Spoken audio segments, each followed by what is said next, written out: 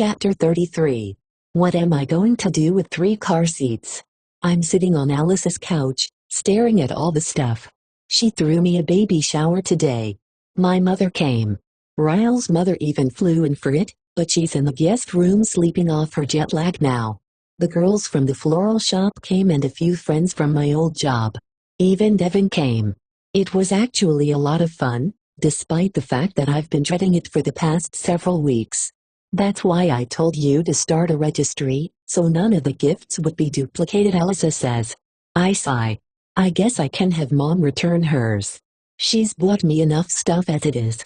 I stand up and start gathering all the gifts. Marshall already said he'd help me carry them down to my apartment, so Alyssa helps me throw everything inside trash bags. I hold them open while she picks everything up from the floor. I'm almost 30 weeks pregnant now, so she doesn't get the easier job of holding open the trash.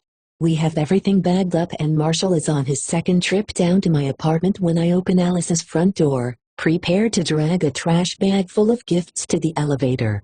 What I'm not prepared for is Ryle, who is standing on the other side of the door looking back at me. We both look equally as shocked to see each other, considering we haven't spoken since our fight 3 months ago. This encounter was bound to happen, though. I can't be best friends with my husband's sister and live in the same building as him without eventually running into him. I'm sure he knew I was having the shower today since his mother flew in for it, but he still looks a little surprised when he sees all the stuff behind me. It makes me wonder if him showing up just as I'm leaving is a coincidence or a suitable convenience. He looks down at the trash bag I'm holding and he takes it from my hands. Let me get this. I let him. He takes that bag and another one down to the apartment while I gather my things. He and Marshall are walking back inside the apartment as I'm preparing to walk out. Ryle grabs the last bag of stuff and begins to head toward the front door again. I'm following behind him when Marshall gives me a silent look, asking me if I'm okay with Ryle going downstairs with me. I nod. I can't keep avoiding Ryle forever, so now is as good a time as any to discuss where we go from here. It's only a few floors between their apartment and mine, but the elevator ride down with Ryle feels like the longest it's ever taken. I catch him staring at my stomach a couple of times and it makes me wonder how it must feel, going 3 months without seeing me pregnant.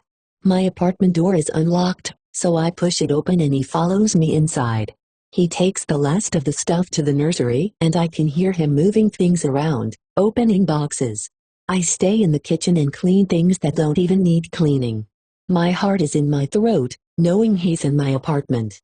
I don't feel scared of him in this moment. I just feel nervous. I wanted to be more prepared for this conversation because I absolutely hate confrontation. But I know we need to discuss the baby and our future. I just don't want to. Not yet. Anyway. He walks down the hallway and into the kitchen. I catch him looking at my stomach again.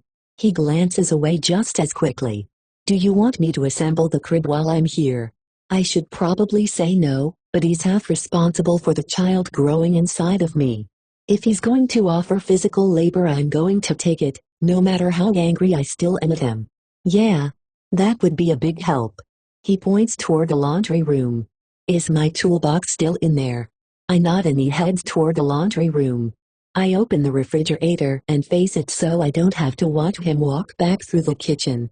When he's finally in the nursery again, I close the refrigerator and press my forehead against it as I grip the handle.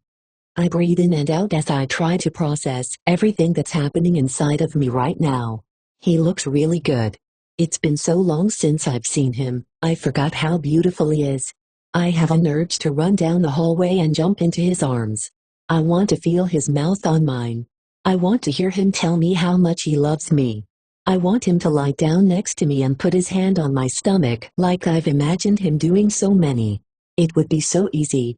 My life would be so much easier right now if I would just forgive him and take him back. I close my eyes and repeat the words my mother said to me. If Ryle truly loves you, he wouldn't allow you to take him back. That reminder is the only thing that prevents me from running down the hallway. I keep myself busy in the kitchen for the next hour as he remains in the nursery. I eventually have to walk past it to grab my phone charger from my room. On my way back down the hallway, I pause at the door of the nursery. The crib is assembled. He even put the bedding on. He's standing over it, gripping the railing, staring inside the empty crib. He's so quiet and still, he looks like a statue.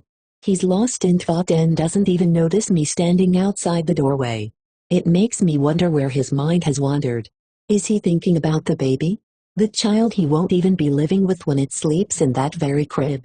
Until this moment, I wasn't sure if he even wanted to be a part of the baby's life. But the look on his face proves to me that he does. I've never seen so much sadness in one expression, and I'm not even facing him straight on. I feel like the sadness he's feeling in this moment has absolutely nothing to do with me and everything to do with thoughts of his child. He glances up and sees me standing in the doorway. He pushes off the crib and shakes himself out of his trance. "Finished," he says, waving a hand toward the crib. He begins putting his tools back inside the tool case. "Is there anything else you need while I'm here?" I shake my head as I walk over to the crib and admire it.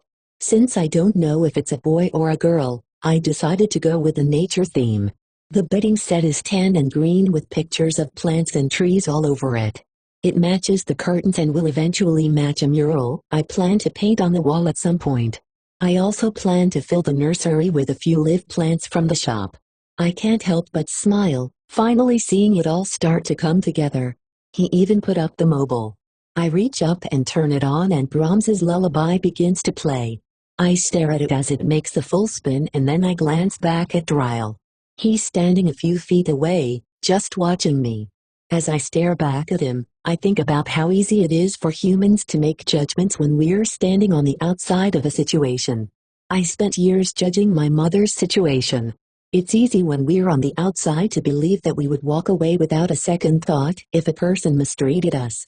It's easy to say we couldn't continue to love someone who mistreats us when we aren't the ones feeling the love of that person.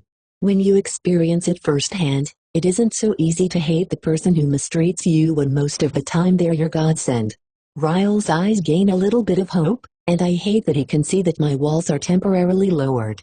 He begins to take a slow step toward me. I know he's about to pull me to him and hug me, so I take a quick step away from him. And just like that, the wall is back up between us. Allowing him back inside this apartment was a huge step for me in itself. He needs to realize that. He hides whatever rejection he's feeling with a stoic expression. He tucks the toolbox under his arm and then grabs the box the crib came in. It's filled with all the trash from everything he opened and put together. T''Li take this to the dumpster, he says, walking toward the door. If you need help with anything else, just let me know, okay? I nod and somehow mutter, thank you. When I hear the front door close, I turn back and face the crib. My eyes fill with tears, and not for myself this time. Not for the baby. I cry for Ryle. Because even though he's responsible for the situation he's in, I know how sad he is about it. And when you love someone, seeing them sad also makes you sad. Neither of us brought up our separation or even a chance at reconciliation. We didn't even talk about what's going to happen when this baby is born in 10 weeks. I'm just not ready for that conversation yet, and the least he can do for me right now is show me patience. The patience he still owes me from all the times he had none. Subscribe for more.